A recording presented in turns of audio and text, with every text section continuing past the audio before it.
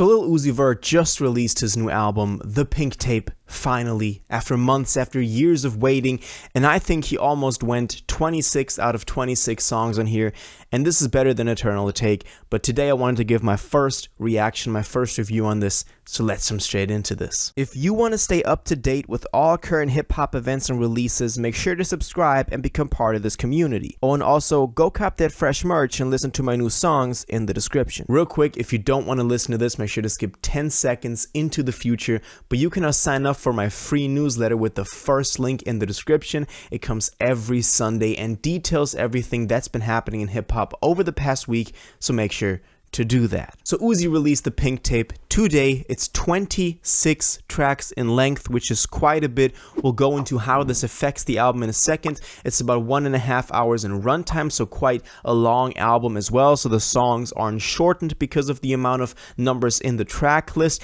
And when it just comes to the usual metadata of this, he went with the newer cover, so the one that he changed, even though I think that the OG cover would have been way better. But that's just it. You know, it's kind of what it is. Now, as I said, 26 tracks is quite a lot. When we saw this happen yesterday with the track list, when we saw the first one on Apple Music, I was a little bit concerned. And a bunch of y'all also said that this was like a red flag, quote unquote. But he actually manages to make those 26 tracks feel like maybe 20 tracks. It's still a lot, you know, after like an hour, you're like, okay, I've been sitting here for an hour, like when is this gonna end? But it works. It's fine, you know, especially because we haven't gotten new Uzi stuff in like over 3 years now, you know, aside from the Red and White EP. It works because we've just been craving Uzi stuff for such a long time, and a lot of the snippets are on here that we've been wanting, so it's always like, oh, in 2 tracks we get that new snippet, and then it's like you kind of just crawl your way through the track list, and at the end you're like, was there really 1.5 hours? That was a really good album. And when I say that he almost went 26 out of 26 on here, I mean this. I'm not saying that he couldn't have deleted some of the songs and cut out some fillers, but if we go through this real quick, you know, obviously I can't go into every single of the songs in here, and there's only been my first listen, so obviously it's going to develop over the next couple of weeks as we listen to this more and more. But already I can tell you, Flood at the Face, one of my favorites, hands down. The way that, you know, he comes in the intro, the production here is amazing, so that's definitely something that you should, it's a perfect intro for this album.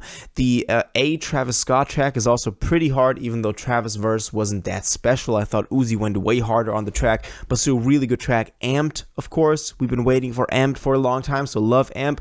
X2 as well, especially the instrumental on X2 is amazing, and Ken Carson produced this, so that is a very big dub for Ken Carson. Then another one, Spin Again, also a snippet that we got, also the Fro Like Ice Spice, you know, snippet that we got at the BET Awards that I think JT threw her phone at Uzi afterwards for that line, so, you know, I don't know what's going on with them. I Gotta is another one that I see a lot of, you know, editorial playlists. I think Rap Caviar was the one that put like I Gotta as the #1 track off its album, which I wouldn't do. Flood of the Face is way better, but still, they put that. Endless Fashion with Nicki Minaj actually got a really good Nicki Minaj feature on here, even though I don't like it as much as maybe I would have another feature on here, but it works. Also having her on the Blue, you know, remix, it kind of interpolated that song Blue, you know that, so that worked pretty well. And also having Nicki Minaj on the Pink Tape, and she just announced Pink Friday too, that of course works as well. I definitely saw a connection there immediately, and she delivered. It was good. It was probably, if you're a Nicki fan, this is one of the best ways you could probably get a feature. Then I thought some more tracks that go a little bit deeper. Mama I'm Sorry and I'm an All Alone are a little bit more deeper tracks, and I thought that those were pretty cool. He also talks about, in a very reflective way, his drug use, and we know that he's sober now, and he recorded the majority of this album sober, so that adds another perspective to this. Also, when you consider the second to last track of the OG track list, Rehab, that yet adds another layer to this. Now, at track 17, it starts getting a little more experimental than it already has, with CS and then especially Werewolf, and then also later on, The End, he definitely goes into his rock metal influence, and we know that that's something, an aesthetic and a sound that he's been wanting to get into and wanting to popularize in his music over a long time now, so I'm glad that he did it, and he actually did it pretty well. I mean, Bring Me the Horizon on the track Werewolf, track 18, that's a pretty good feature. Even though I would have loved to see more of Uzi's imprint on this song, I think it adds to the track list and it definitely changes things up. And this is what I mean. After an hour, you're like, okay, that's kind of the same thing, but then he switches it up so it works really well, and you're like, oh, this is interesting. Let me see what he sounds like on this sound. Other stuff like Pluto to Mars or Days Come and Go feature him in a little bit more somber mood, and I also enjoyed that really well. It was a good anti-pole to the otherwise pretty upbeat and maybe made for live performances songs that were in the first half of the track list. Now, the 3 bonus tracks that we got, Zoom, and of course I think a lot of people really wanted to hear on here, and I also enjoyed them really a lot. The last one, Sade, let me know if I pronounced that wrong. Honestly, I haven't heard that before this album came out, so I can't really tell you all about listening to the leak and wanting this to come out.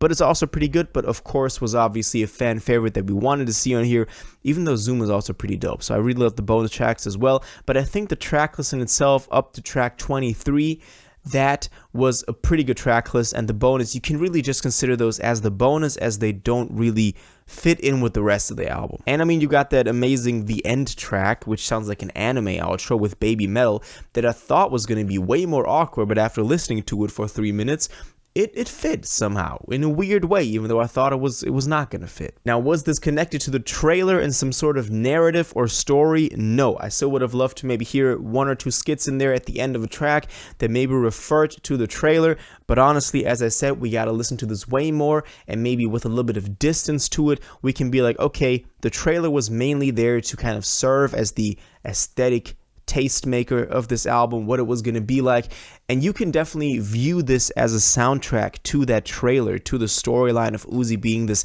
hero, this Batman that I always called him in the OG cover art, that wants to fight this guy that stole this gem, this diamond from his forehead. So that definitely works, especially with the rock influence as well. And I also think the production carried on a lot of these tracks. I mean, Benny X producing A with Travis Scott, that was a big one. That was really amazing. Definitely a big dub for Benny X as well.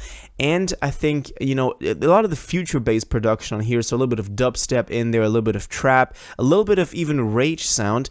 That was a really good mix that I think perfectly fit the vibe of the Pink Tape that we were going for. And yes, I do believe this is better than Eternal ATAKE. Eternal ATAKE, some of the tracks, I was like, okay, just, you know, cut that out. There were bangers on Eternal ATAKE, and I know a lot of Uzi fans really love Eternal ATAKE, but I think the Pink Tape is better than Eternal ATAKE, even though it's 1.5 hours and 26 tracks. I can honestly go back to every single individual track on here and really enjoy that. So like I did with the last review, apparently I'm starting to do this now just because I want to give y'all some reference as to how I like an album, because I usually don't give a rating on it.